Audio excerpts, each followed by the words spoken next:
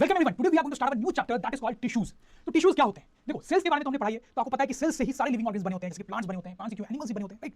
तो टिश्यूज का रोल यहीं पे कहीं ना कहीं आता है। What are tissues? Tissues are groups of cells. जैसे आप देखो, ये बहुत सारे सेल्स का ग्रुप आपको दिख रहा है, ये एक सेल है, ये एक सेल है, ये एक सेल है, ऐसे बहुत सारे सेल्स हैं, ये सब मिलके टिश्यू बनाते हैं। तो बहुत सारे सेल्स जो है उनका ग्रुप मिलके एक टिश्यू बनाता है, और बहुत सारे टिश्यूज मिलके प्लांट्स बनाते हैं या फिर एनिमल्स बनाते हैं, राइट?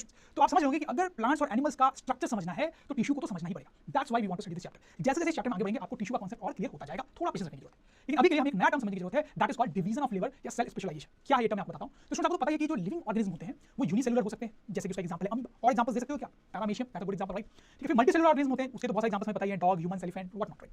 अब देखो, चाहे वो मल्टीसेलुलर ऑर्गेनिज्म हो या यूनिसेलुलर ऑर्गेनिज्म हो, उनको जिंदा रहने के लिए, लाइफ को कंटिन्यू करने के लिए बहुत सारे लाइफ प्रोसेसेस करने पड़ते हैं, जैसे कि मूवमेंट करना पड़ता है, ब्रीदिंग का प्रोसेस करना पड़ता है, डाइजेशन, एक्सक्रीशन, ऐसे बहुत सारे प्रोसेसेस हमारी बॉडी में या कोई भी मल्टीसेलुलर ऑर्गेनिज्म या यूनिसेलुलर ऑर्गेनिज्म जो होता है उसकी बॉडी में चलता रहता है। जैसे देखो, मैं ब्रीदिंग कर रहा हूं, राइट? तो वैसे बाकी मल्टीसेलुलर ऑर्गेनिज्म भी ब्रीदिंग करते हैं, इनफैक्ट यूनिसेलुलर ऑर्गेनिज्म भी ब्रीदिंग करता है। हम लोग डाइजेशन करते हैं, मतलब फूड खाते हैं, डाइजेस्ट करते हैं, वैसे बाकी मल्टीसेलुलर ऑर्गेनिज्म भी ये काम करते हैं, इनफैक्ट यूनिसेलुलर ऑर्गेनिज्म भी करते हैं। वैसे बाकी सारे लाइफ प्रोसेसेस सबको करने होते हैं, चाहे वो यूनिसेलुलर हो या मल्टीसेलुलर हो। लेकिन स्टूडेंट्स, एक कैच है यहाँ पे। कैच क्या है कि यूनिसेलुलर ऑर्गेनिज्म में, जैसे अमीबा हो गया, उसमें तो एक ही सेल है ना, सिर्फ एक ही सेल से वो बना होता है, तो उस एक सेल को ही ये सारे काम करने पड़ेंगे, राइट? लेकिन मल्टीसेलुलर में ऐसा नहीं है, उसकी बॉडी में तो बहुत सारे सेल्स होते हैं, राइट? तो एक ही सेल को सारे काम करने की जरूरत नहीं है। This is a very important point. In amoeba और any other unicellular organism all body functions are done by single cell. यहां पे कोई ऑप्शन ही नहीं है, एक ही सेल है, काम सारे करने हैं, तो उसी एक सेल को सारे काम करने पड़ेंगे। लेकिन मल्टीसेलुलर में ऐसा नहीं होता। In multicellular organism different groups of cells perform different functions. इनमें क्योंकि बहुत सारे सेल्स होते हैं, तो क्या होता है कि हर अलग अलग ग्रुप ऑफ सेल्स का अलग अलग काम होता है। जैसे कुछ ग्रुप ऑफ सेल्स हो सकते हैं जिनका काम है सिर्फ और सिर्फ मूवमेंट पे फोकस करना, वो बाकी कोई काम नहीं करेंगे, वो सिर्फ मूवमेंट के लिए रिस्पांसिबल है। फिर कुछ अलग ग्रुप ऑफ सेल्स होंगे जिनका काम होगा सिर्फ ब्रीदिंग पे फोकस करना, वो बाकी कोई काम नहीं करेंगे। फिर कुछ अलग ग्रुप ऑफ सेल्स होंगे जिनका काम होगा सिर्फ डाइजेशन पे फोकस करना, वैसे कुछ अलग ग्रुप ऑफ सेल्स होंगे जिनका काम होगा एक्सक्रीशन पे फोकस करना, एंड सो ऑन। लेकिन बेचारे अमीबा को प्रॉब्लम है या किसी भी यूनिसेलुलर ऑर्गेनिज्म को प्रॉब्लम है, उसमें तो एक ही सेल है, उसी को सारे काम करने हैं। समझ में आ रही बात? तो यही पे हमारा कांसेप्ट आता है डिवीजन ऑफ लेबर। आप समझते हैं यहां पर कोई डिवीजन ऑफ लेबर नहीं है, क्योंकि एक ही सेल को सारे काम करने हैं। यहां पे डिवीजन ऑफ लेबर है, अलग अलग सेल्स को अलग अलग काम करने हैं, तो डिवीजन ऑफ लेबर है। समझ में आई बात? फिर दूसरा है सेल स्पेशलाइजेशन। देखो, जैसे मैं आपको एग्जांपल देता हूं, आपको अगर ये बोला जाए कि सारे सब्जेक्ट दुनिया के आपको पढ़ने हैं, चाहे वो ज्योग्राफी हो गया, हिस्ट्री हो गया, सिविक्स हो गया, इंग्लिश हो गया, हिंदी हो गया, साइंस हो गया, मैथ्स हो गया, तो आप क्या करोगे? आप सारे सब्जेक्ट्स पढ़ोगे, लेकिन ज्यादा फोकस तो किसी भी नहीं कर पाओगे, सब कुछ आपको थोड़ा थोड़ा आ जाएगा, ठीक है? लेकिन अगर किसी को बोला जाए कि तुम्हें सिर्फ एक ही सब्जेक्ट पढ़ना है, दैट इज ज्योग्राफी, तो पूरा टाइम, पूरी एनर्जी, पूरा एफर्ट उसी एक सब्जेक्ट में लगाएगा, उसमें बिल्कुल वो स्पेशलाइज हो जाएगा, राइट? तो वही चीज है।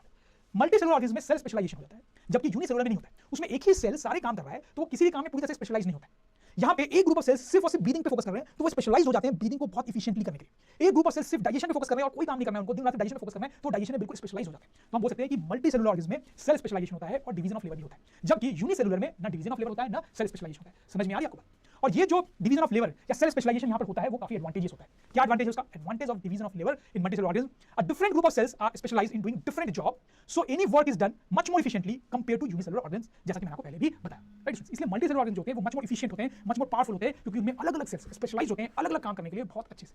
समझ में आ रही है बात? राइट? ओके, अब what is tissue?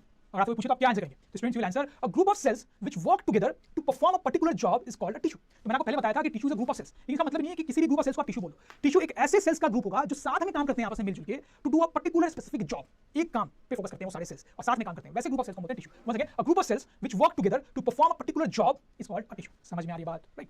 Okay, now plant tissues and animal tissues.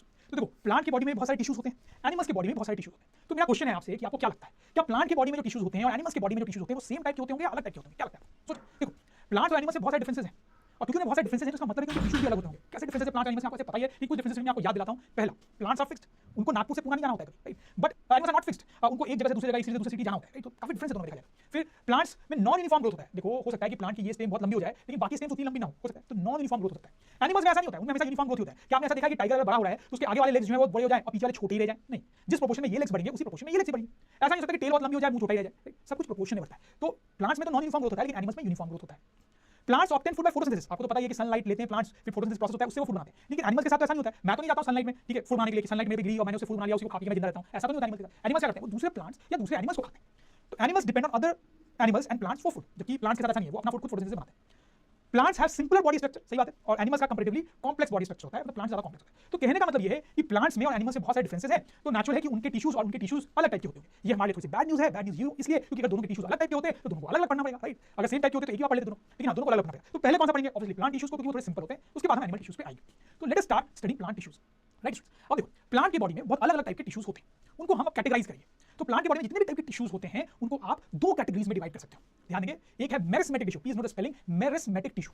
दूसरा है परमानेंट टिश्यू, मतलब प्लांट की बॉडी में बहुत टाइप के टिश्यू होते हैं, आप दो कैटेगरी में डिवाइड करो। एक बोलो आपकी मेरिस्मेटिक टिश्यू, बहुत सारे टिश्यूज आएंगे इस कैटेगरी में, और बहुत सारे टिश्यूज आएंगे इस कैटेगरी में परमानेंट टिश्यू, समझ लो। फिर इनको भी फर्दर कैटेगराइज किया जाता है। मेरिस्मेटिक टिश्यू भी तीन टाइप के होते हैं, apical, lateral, intercalary, right? Permanent tissue दो टाइप के होते हैं, सिंपल एंड कॉम्प्लेक्स। ये सिंपल के कई टाइप का होता है, parenchyma collenchyma, sclerenchyma, protective. Complex जो होता है वो भी दो टाइप का होता है, फाइलम एंड जाइलम। प्रोटेक्टिव जो है फर्दर दो टाइप का होता है, एपिडर्मिस एंड कॉर्क। तो this is the entire classification of plant tissues. आप देखते हैं थोड़ा कॉम्प्लिकेटेड है, बट आपको बिल्कुल टेंशन नहीं लेनी है और अभी आपको उसको याद करने का ट्राई नहीं करना है, ठीक है। जैसे जैसे हम चैप्टर में पढ़ेंगे, आगे बढ़ेंगे, वैसे हम अलग अलग टिश्यूज को स्टडी कर रहे होंगे और मैं आपको इस तरह से पढ़ाऊंगा कि आपको सारे नाम, सारे क्लासिफिकेशन अपने आप ही याद होते जाएंगे and you will be surprised, सब कुछ याद हो गया आपको, राइट। तो अभी आपको टेंशन लेने को याद करने की तो बहुत टेंशन हो जाएगी, अभी टेंशन ना ले, अभी बस आप जैसे मैं पढ़ा रहा हूं वैसे आप आगे बढ़ें। तो अभी आप दो याद कर सकते हो, एक meristematic tissue and permanent, right. चलो अब हम एक एक करके सबको स्टडी करना शुरू करते हैं। सबसे पहले हम देखेंगे मेरिस्मेटिक टिश्यू के बारे में, right. So let's talk about meristematic tissue. Meristematic tissue, उसकी स्पेलिंग का ध्यान देंगे, वहां पे गलती होती है। मेरिस्मेटिक टिश्यू को सिंपली कई बार मेरिस्टेम भी बोलते हैं, दोनों की बात है। आप मेरिस्मेटिक टिश्यू बोलो या मेरिस्टेम, ओके फाइन।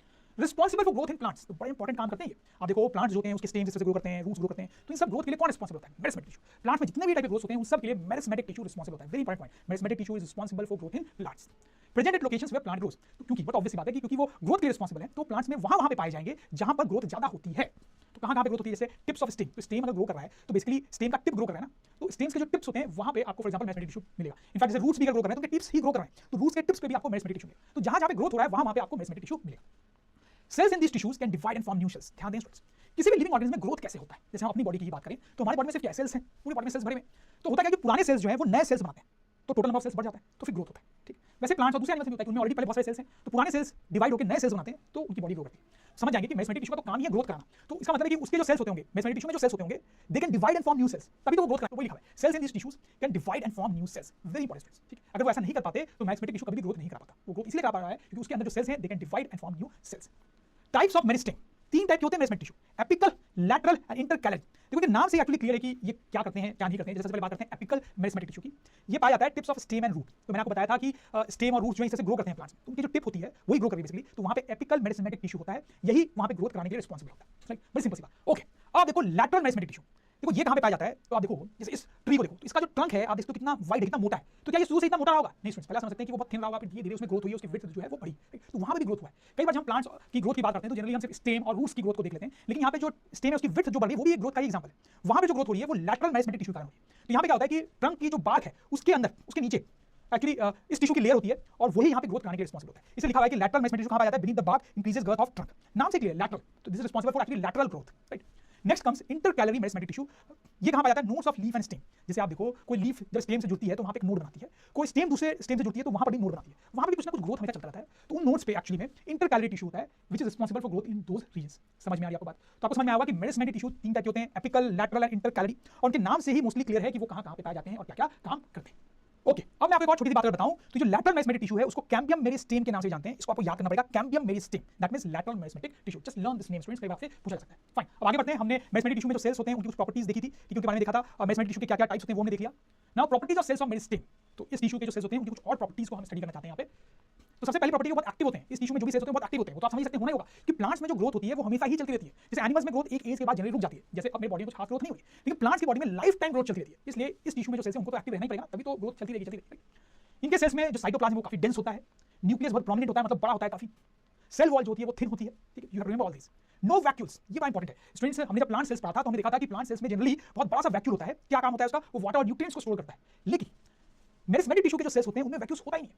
क्यों नहीं होता? आप सोच के देखो, वैक्यूल्स का काम है न्यूट्रिएंट्स और वाटर को स्टोर करना, राइट। लेकिन ये जो सेल्स हैं मेरिस्मेटिक टिश्यू के, इनका काम न्यूट्रिएंट्स स्टोर करना नहीं है, इनका काम तो ग्रोथ कराना है, राइट। तो इनका काम अगर न्यूट्रिएंट्स स्टोर करना है ही नहीं तो इनको वैक्यूल्स की क्या जरूरत? इसीलिए इनमें वैक्यूल्स नहीं होते। देखो यहां पे लिख भी सकते हैं, vacuoles store nutrients for plants, right. These cells, मतलब मेरिस्मेटिक टिश्यू के जो सेल्स हैं, don't need to store nutrients. Their job is to form new cells to create growth. इसलिए उनको वैक्यूल्स की जरूरत नहीं है। तो this is the most important point कि मेरिस्मेटिक टिश्यू के जो सेल्स होते हैं उनमें वैक्यूल्स प्रेजेंट नहीं होते। हालांकि ज्यादातर जो दूसरे सेल्स होते हैं प्लांट्स में उनमें वैक्यूल्स होता है, राइट। ओके, अब हम यहाँ पे एक छोटा एक्सपेरिमेंट करेंगे, राइट, मेरिस्मेटिक टिश्यू से इन्वॉल्व। तो इसमें आपको क्या करना है? टेक 2 ओनियंस इन जार्स एज शोन, ठीक है। अच्छा आप देखो दोनों ओनियंस के जो आपको हेयर लाइक स्ट्रक्चर्स दिख रहे हैं ना, वो एक्चुअली उनके रूट्स होते हैं। क्या होते हैं? रूट्स होते हैं उनके। Observe the growth of roots for 5 days, तो कुछ दिन तक आप उनको ऐसे ही छोड़ दो, 5 दिन तक फॉर एग्जांपल, तो आप देखोगे उनके रूट जो है धीरे-धीरे ग्रो करते आपको दिखाई देंगे दोनों जार्स में सेम तरीके से। रूट्स की लेंथ आपको बढ़ती हुई दिखाई देगी, ठीक। अब आपको क्या करना है? Important point, cut the tips of the roots of onions in jar 2, ठीक है। जार 2 के जो ओनियन है उनके हेयर्स के टिप्स काट देने, बस थोड़ा टिप्स काट देना, दूसरे वाले को डिस्टर्ब नहीं करना। और फिर कुछ दिनों तक आपको दोनों जार में जो हेयर्स हैं ओनियंस के उनकी ग्रोथ को ऑब्जर्व करना है।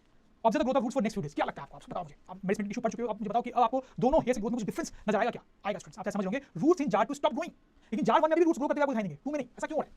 बड़ा सिंपल है, हमने पढ़ा था कि रूट्स के टिप्स जो होते हैं उसमें एपिकल मेरिस्मेटिक टिश्यू होता है। कौन सा? एपिकल मेरिस्मेटिक टिश्यू होता है। तो इसमें तो आपने रूट के टिप्स काट दिए, तो टिप्स काट दिए तो एपिकल मेरिस्मेटिक टिश्यू भी हट गए, तो अब ग्रोथ हो नहीं सकता। दूसरे वाले में जार 1 में एक्चुअली उसने आपने टिप नहीं काटा है, तो टिप में मेरिस्मेटिक टिश्यू है, एपिकल मेरिस्मेटिक टिश्यू है, वो ग्रोथ क्रिएट कर रहा है। यहां पे वो टिश्यू रहा ही नहीं तो ग्रोथ हो नहीं सकता। समझ में ये बात स्टूडेंट्स आपको? When tips of roots are cut, apical merismatic tissue present there is lost, so no further growth happens, right?